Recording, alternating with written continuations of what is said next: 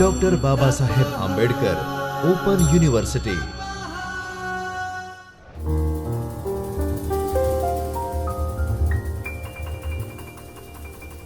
નમસ્કાર વિદ્યાર્થી મિત્રો, ડૉક્ટર બાબા સાહેબ આંબેડકર ઓપન યુનિવર્સિટીના ચૈતન્ય સ્ટુડિયોમાં હું ડૉક્ટર રામકુ ભેડા આપ સૌનું હાર્દિક સ્વાગત કરું છું। આજે મિત્રો આપણે ઇન્ડિયન પોલિટિકલ સિસ્ટમ અંતર્ગત ગ્રામ પંચાયત, નગર પંચાયત અને ડિસ્ટ્રિક્ટ કાઉન્સિલ વિશે વાત કરીશું। આપણે સૌ જાણીએ છીએ મિત્રો કે આપણા ભારતમાં ત્રિવિધ પ્રકારનું લોકશાહી માળખું પ્રવર્તમાન છે, જેમાં સંસદ, વિધાનસભા અને સ્થાનિક સ્વરાજ્યની સંસ્થાઓ। તો આપણે આગળના લેક્ચરમાં દેશની લોકસભા અને રાજ્યસભાઓ વિશે વાત કરી હતી। આજે આપણે સ્થાનિક સ્વરાજ્યની સંસ્થાઓ, જેમાં મુખ્યત્વે ગ્રામ પંચાયત, નગર પંચાયત અને જિલ્લા પરિષદ અથવા જિલ્લા પંચાયત વિશે વાત કરીશું। તો સૌપ્રથમ ગ્રામ પંચાયતો, નગર પંચાયતો અને જિલ્લા પરિષદો, આ ત્રણેય કાઉન્સિલનું કામગીરી શું હોય છે અને આ ત્રણેયનું આપણા લોકતંત્રમાં શું મહત્વ છે તેના ઉપર આપણે અહીં વાત કરીશું। તો સૌપ્રથમ જે છે એ સ્થાનિક સ્વરાજ્યનો વિષય એ રાજ્યોની જવાબદારી છે। કેમ ભાઈ આ રાજ્યોની જવાબદારી છે? કારણ કે સ્થાનિક સ્વરાજ્યની જેટલી પણ સંસ્થાઓ છે તે જે તે રાજ્યના અંતર્ગત આવતી હોય છે અને તેની ચૂંટણી કરાવવાની, તેનું સીમાંકન કરાવવાની અને તેમાં ફેરફારો કરવાની સત્તા રાજ્ય સરકારને હોય છે અને રાજ્ય ચૂંટણી પંચને તેની ચૂંટણીની જવાબદારી રહેતી હોય છે। શહેરી સ્થાનિક સંસ્થાઓ માટે એક સામાન્ય માળખું પૂરું પાડવા અને સ્વરાજ્યના અસરકારક લોકશાહી એકમો તરીકે સંસ્થાઓના કાર્યને મજબૂત બનાવવામાં મદદરૂપ થવા માટે ભારતીય સંસદે વર્ષ 1992માં નગરપાલિકાઓ સંબંધિત અધિનિયમ બંધારણમાં 74મો સુધારો કરીને ઘડ્યો હતો। તો આ એક આપણે જોઈએ તો સામાન્ય રીતે એક સામાન્ય નોલેજનો અથવા સામાન્ય જ્ઞાનનો એક પ્રશ્ન પણ આપણી સમક્ષ છે કે ભારતીય સંસદે સ્થાનિક સ્વરાજ્યની સંસ્થાઓને લઈને ક્યારે અધિનિયમ બનાવ્યો હતો? તો વર્ષ 1992માં તેનો જવાબ આપી શકાય। આ કાયદાને 20 એપ્રિલ 1993ના રોજ રાષ્ટ્રપતિની મંજૂરી મળી હતી।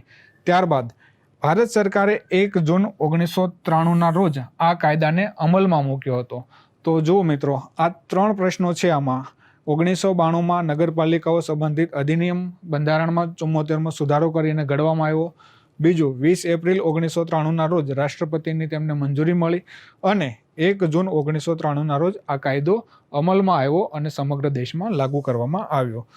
પંચાયતો બંધારણના અનુચ્છેદ 40 જે રાજ્ય નીતિના નિર્દેશક સિદ્ધાંતોમાંનો એકનો સમાવેશ કરે છે, તે જણાવે છે કે રાજ્ય ગ્રામ પંચાયતોનું આયોજન કરવા માટે પગલાં લેશે અને તેમને સ્થાનિક સ્વરાજ્યના એકમો તરીકે કાર્ય કરવા માટે જરૂરી સત્તાઓ અને અધિકારો આપશે। આપણે જેમ આગળ વાત કરી તેમ કે રાજ્ય સરકારની જવાબદારી છે ગ્રામ પંચાયતો, તાલુકા પંચાયતો, નગર પંચાયતો, નગરપાલિકા અને મહાનગરપાલિકાઓની ચૂંટણી કરાવવાની, તેનું સીમાંકન કરવાની અને તેમાં ફેરફારો કરવાની સત્તા એ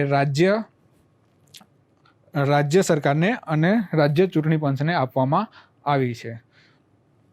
આપણે સૌપ્રથમ જોઈએ ગ્રામ પંચાયત। તો ગ્રામ પંચાયત ક્યાં હોય છે, તેનું કામકાજ શું હોય છે, તેની સ્થાપના કેવી રીતે થાય છે અને તેનું સંચાલન કોણ કરે છે? તો સૌપ્રથમ તેમનું સ્થાન ક્યાં હોય છે? તો કે ગામડાઓમાં। તેથી જ તેમનું નામ ગ્રામ પંચાયત છે। સામાન્ય રીતે કોઈ ગામ હોય છે તો આની ચૂંટણી ગ્રામજનો દ્વારા કરવામાં આવતી હોય છે અને તેમનું સંચાલન એટલે કે ગામના મતદારો દ્વારા ચૂંટાયેલા સભ્યો અને સરપંચ દ્વારા કરવામાં આવતું હોય છે। સરપંચ ગ્રામ પંચાયતના જે સભ્યો હોય છે તેમાં સૌથી મહત્વપૂર્ણ હોદ્દો હોય છે અને સમગ્ર ગ્રામ પંચાયતનો વહીવટ સરપંચ દ્વારા કરવામાં આવતો હોય છે। તો હવે ગ્રામ પંચાયતના કાર્યો જોઈએ તો સૌથી પહેલું કાર્ય છે ગ્રામ વિકાસ। કોઈ પણ ગામનો વિકાસ કરવા માટે ગ્રામ પંચાયત કેવા પ્રકારના પગલાં લઈ રહી છે, ગામડાઓની સમસ્યાઓ શું છે અને ગ્રામીણ રોજગારનો વધારો થાય તેના માટે શું શું કરી શકાય તે માટેનું જોવાનું કામ ગ્રામ પંચાયત કરતી હોય છે। ત્યારબાદ સફાઈ, પાણી પુરવઠો, માર્ગોની જાળવણી, લાઇટ, આરોગ્ય અને શિક્ષણ સેવાઓનો સમાવેશ ગ્રામ પંચાયતના કાર્યોમાં થાય છે. ત્યારબાદ છે નગર પંચાયત અથવા તાલુકા પંચાયત. આપણે એક બોડી હોય છે જે તાલુકા લેવલે કામ કરતી હોય છે અને સમગ્ર તાલુકાના ગામડાઓનો વિકાસ કઈ રીતે થાય તેની સમસ્યાઓનું આગળ પ્રતિનિધિત્વ કરવા માટે પણ તાલુકા પંચાયત જવાબદાર રહેતી હોય છે. એવી જ રીતે નગર પંચાયત. તો નગર પંચાયતનું સ્થાન કેવું હોય છે? તો નાના શહેરો કે એવા વિસ્તાર જ્યાં ગ્રામ્યથી શહેરી જીવનશૈલી તરફ પરિવર્તન થઈ રહ્યું હોય તો તે પ્રકારના ગામને અથવા કે તે વસ્તીને કે જનસંખ્યાના આધારે નગર પંચાયતનું સ્થાન મળતું હોય છે. તેનું સંચાલન કોણ કરે છે?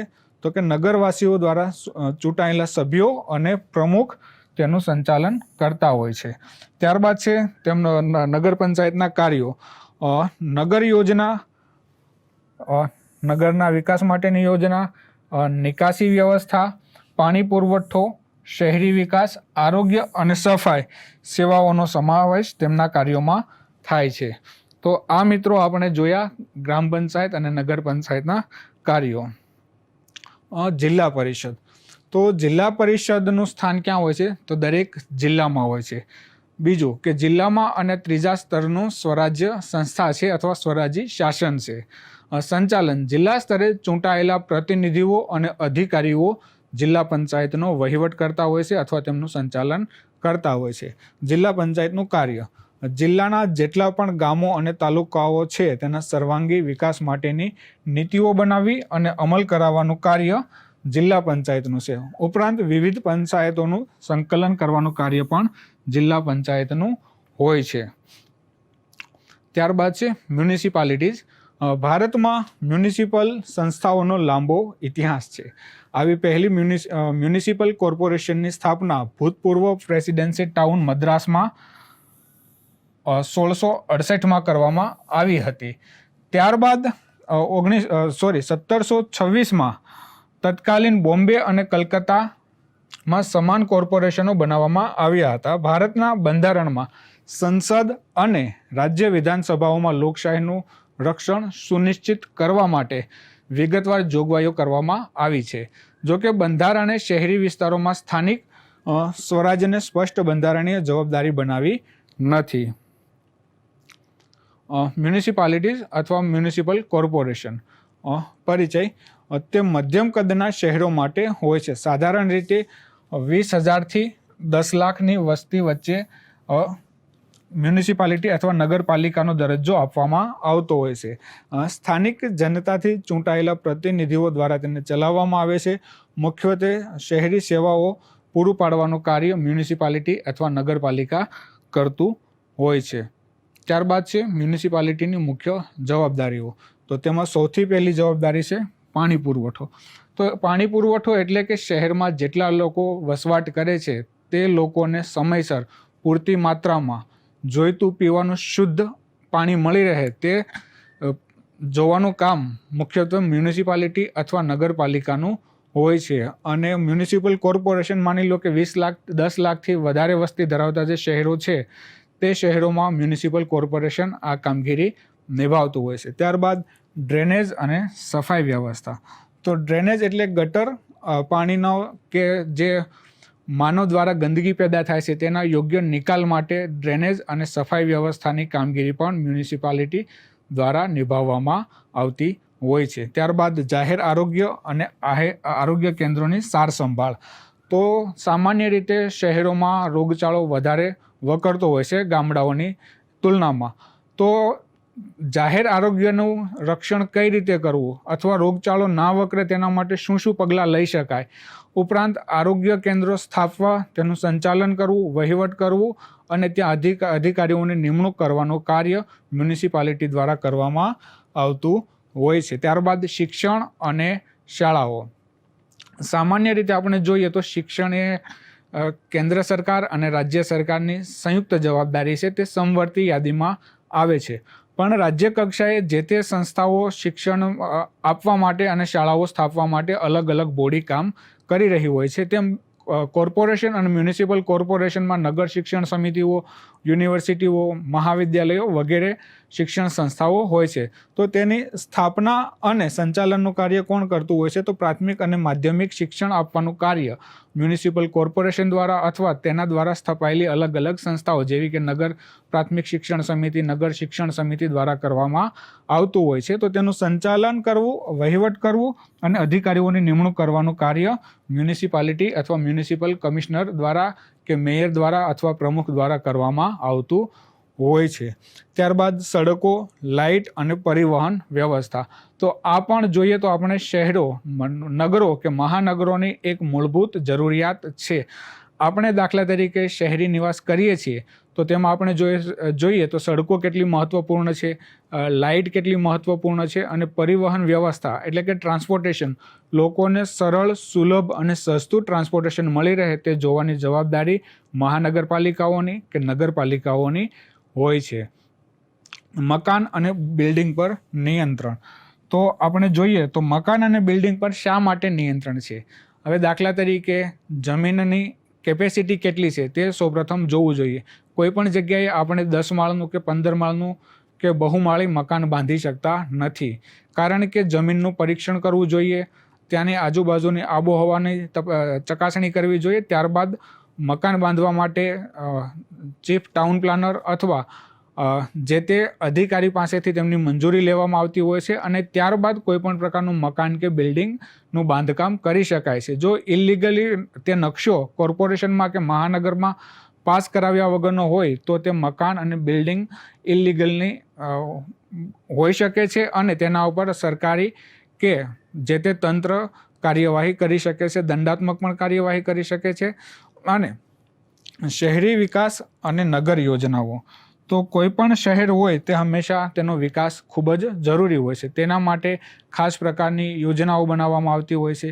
તો આપણે અહેમદાબાદ મહાનગર પાલિકા જોઈએ તો તેમાં ઔડા છે, અહેમદાબાદ અર્બન ડેવલપમેન્ટ ઓથોરિટી. તે નગર યોજનાઓ માટેના વિવિધ યોજનાઓ બનાવતું હોય છે, પ્લાનિંગ બનાવતું હોય છે, જે અંતર્ગત આંતરમાળખાકીય સુવિધાઓનો સમાવેશ થાય છે. શહેરી વિકાસમાં પણ આંતરમાળખાકીય સુવિધાઓનો સમાવેશ થાય છે.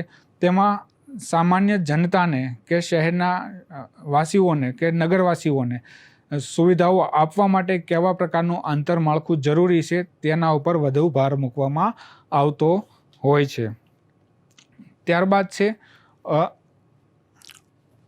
મ્યુનિસિપલ કોર્પોરેશન, જે આપણા છે નગરપાલિકાની જે સ્થાનિક સ્વરાજ્યની સંસ્થાઓ છે, તો તેનું કામગીરી અને કોણ તેનો વહીવટ કરતું હોય છે તેની આપણે વાત કરીએ તો મ્યુનિસિપલ મેમ્બર, તો કે લોકો દ્વારા ચૂંટાતા પ્રતિનિધિ.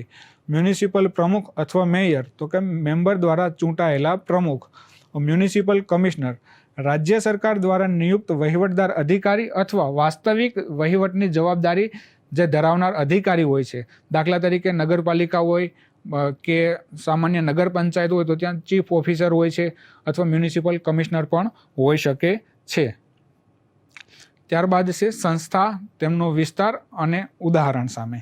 તો નગર પંચાયત હોય તો કેવા પ્રકારનું હોય? તો કે નવું વિકસતું શહેર હોય જેમની વસ્તી 20,000 સુધીની હોઈ શકે. મ્યુનિસિપાલિટી એટલે કે મધ્યમ કક્ષાનું શહેર હોય જેની જનસંખ્યા 20,000થી લઈને 10 લાખ સુધીની પણ હોઈ શકે છે. ત્યારબાદ છે મ્યુનિસિપલ કોર્પોરેશન એટલે કે મહાનગરપાલિકા. તો મહાનગરપાલિકામાં એક તો શહેર મોટું હોય છે અને તેની જનસંખ્યા 10 લાખથી પણ વધારે હોય છે. તો આપણે ત્યાં ગુજરાતમાં લગભગ 8 જેટલી મહાનગરપાલિકાઓ હતી અને વર્તમાનમાં તાજેતરમાં રાજ્ય સરકાર દ્વારા બીજી 9 જેટલી મહાનગરપાલિકાઓની ઘોષણા કરવામાં આવી છે. તો કુલ ગુજરાતમાં અત્યારે કેટલી મહાનગરપાલિકાઓ છે અને કઈ કઈ છે તેના નામ તમારે વિડીયોના કમેન્ટ બોક્સમાં મને જણાવવાના રહેશે.